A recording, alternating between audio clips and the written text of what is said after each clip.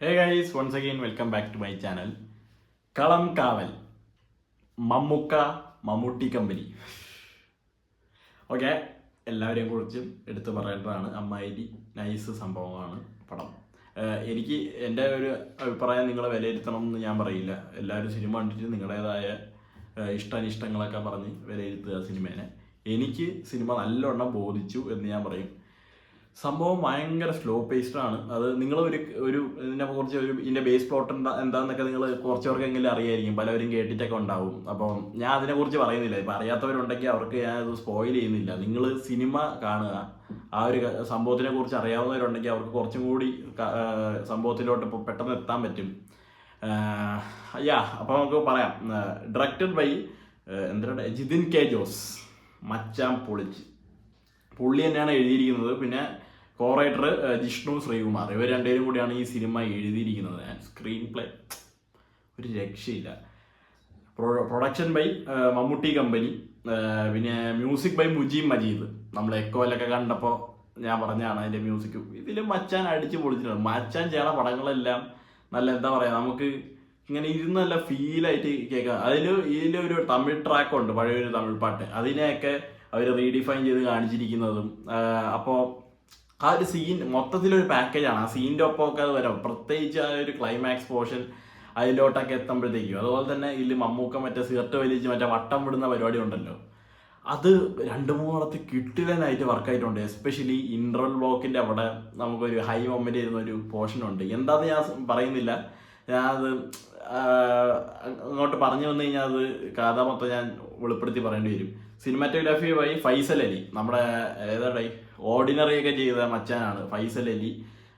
Editor by Praveen Prabhakar. കിട്ടില്ല എഡിറ്റിങ്ങും പൊളി. ഇതിൽ കുറേ ഫസ്റ്റ് ഹാഫിൽ അതുകൊണ്ട് കലാപരമായിട്ട് ഒരു സംഭവമുണ്ട്. അതിൽ ഇങ്ങനെ കുറേ ഷോർട്ട് ഡിവിഷൻസ് കാണിക്കുന്നുണ്ട്. അവിടെ ഡയറക്ടറിൻ്റെ ബ്രില്യൻസും എഡിറ്റർ അത് എഡിറ്റ് ചെയ്ത് വെച്ചിരിക്കുന്ന രീതിയും അതൊക്കെ ഭയങ്കര അടിപൊളിയായിട്ട് തന്നെ ഉണ്ട്. അത് പറയാതിരിക്കാൻ വയ്യ. പിന്നെ എല്ലാവരും അടിപൊളി. എസ്പെഷ്യലി മമ്മൂക്ക. നമ്മൾ ട്രിവാൻഡ്രം സ്ലാങ് പറയുന്ന മമ്മൂക്കനെ രായമാണിക്യത്തിൽ കണ്ടിട്ടുണ്ട്.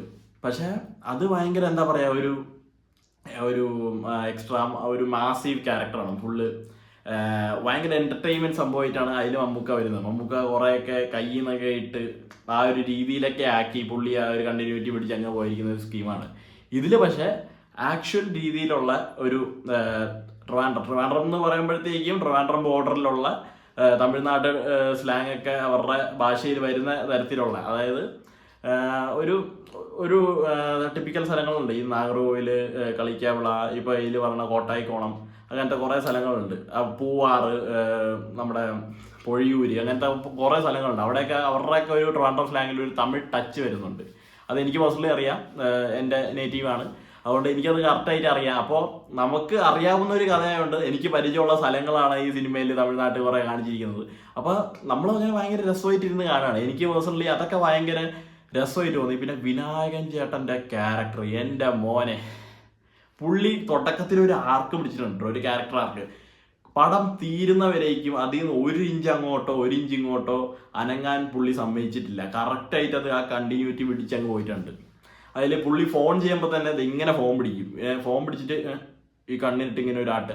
അതൊക്കെ ഭയങ്കര എന്താ പറയുക, നല്ല രീതിയിൽ എടുത്തിട്ടുണ്ട്. പിന്നെ പുള്ളിക്ക് ഒരു വിളിപ്പേരുണ്ട്, നത്തെന്ന് പറഞ്ഞൊരു വിളിപ്പേരുണ്ട്. അതിൻ്റെ കാരണം പറയുന്നതും ക്ലൈമാക്സിൽ അത് റിഫ്ലക്റ്റ് ആവുന്ന രീതിയും.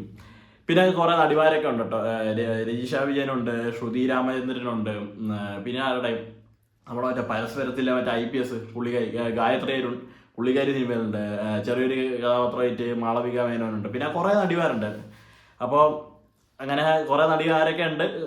മമ്മൂക്കയാണ് നായകൻ എന്നല്ല, ആൻറ്റി ഹീറോ എന്ന് പറയാനില്ലല്ലോ, വില്ലനടയി വില്ലൻ തന്നെ. അത് മമ്മൂക്ക ആയതുകൊണ്ട് നമുക്ക് ഇത്രത്തോളം എന്താ പറയുക, ഒരു ലാഘവത്തോടെ ഇത് കാണാം. കാരണം തുടക്കത്തിൽ നമ്മൾ ഞാൻ പേഴ്സണലി വിചാരിച്ചൊരു ആദ്യത്തെ ഒരു അരമണിക്കൂറൊക്കെ കഴിഞ്ഞ് മമ്മൂക്ക വരും, കേസിൻ്റെ ഇതൊക്കെ തുടങ്ങും, പുള്ളീൻ്റെ കാര്യങ്ങൾ എങ്ങനെയാണെന്ന് വെച്ചാൽ പുള്ളി ചെയ്യും. ഇതിങ്ങനെയൊക്കെ ഞാൻ വിചാരിച്ചിരിക്കുമ്പോഴത്തേക്കും തുടക്കത്തിൽ തന്നെ പുള്ളി വന്ന് ഒരു ആദ്യത്തെ 10 മിനിറ്റിൽ പുള്ളീൻ്റെ ക്യാരക്ടർ ഇങ്ങനെ എസ്റ്റാബ്ലിഷ് ചെയ്ത് വിടുക.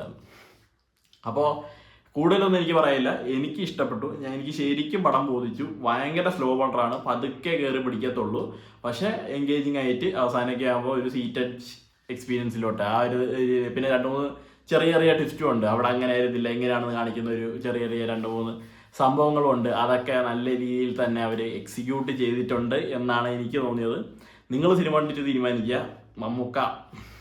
മമ്മൂക്കേൻ്റെ ഈ വർഷത്തെ അവസാനത്തെ പടം അടിപൊളിയായിട്ട് തന്നെ തീർന്നു എന്നാണ് എൻ്റെ അഭിപ്രായം. മമ്മൂട്ടി കമ്പനീൻ്റെ മറ്റൊരു പൊൻതൂവൽ കൂടി അവരുടെ കിരീടത്തിലോട്ട് എടുത്ത് വെക്കാൻ പാകത്തിനുള്ള ഒരു സിനിമ, അത്ര എനിക്ക് പറയാനുള്ളൂ. മമ്മൂക്ക ആൻഡ് സിഗരറ്റ്, അത് പൊളി സാധനം, ഒന്നും പറയാനില്ല. Bye bye.